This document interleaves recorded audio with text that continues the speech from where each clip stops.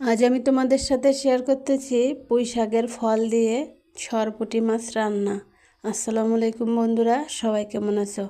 আশা করি সবাই অনেক ভালো আছো। আমি আলহামদুলিল্লাহ সকলের দোয়ায় অনেক ভালো আছি।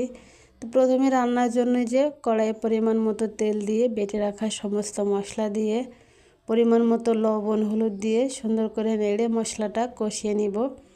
তো আমি কিন্তু সব সময় মশলা কষানোর জন্য একটুখানি পানিও দিয়ে থাকি, তো এখানে একটু পানিও দিয়েছিলাম। তারপরে যে কেটে ধুয়ে রাখা ফলগুলো দিয়ে দিয়েছি। এখন আর ফলগুলো কিন্তু কাঁচা, বেশি একটা পাকেনি, দুই একটা। আমার কাছে পুঁই শাকের ফলটা পেকে গেলে সেটা ভাজি করে খেতে ভালো লাগে, একদম লাল হয়ে যায়, তার জন্য আরও বেশি ভালো লাগে। তো সাথে একটা আলু দিয়েছি, দিয়ে এগুলো সুন্দর করে কিছুক্ষণ কষিয়ে নিব। কষিয়ে নিয়ে এখানে আমি পানি দিয়ে দিব সেদ্ধ হওয়ার জন্য। তারপরে তোমাদের সাথে একটা কথা শেয়ার করব, সেটা হচ্ছে যে ফেসবুকে মানুষ কিন্তু কখনো নিজের ব্যক্তিগত কন্টেন্ট শেয়ার করে না।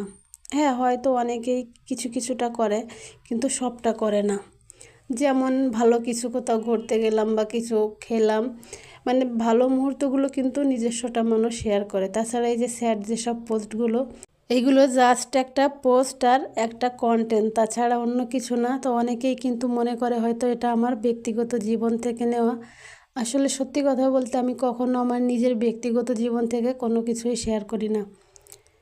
আসলে আজ এটা বলার কারণ হচ্ছে, অনেকেই তোমরা কমেন্ট করো, সেখানে আমার মনে হয় যে হয়তো তোমরা মনে করো যে এটা আমার ব্যক্তিগত কন্টেন্ট, কিন্তু না।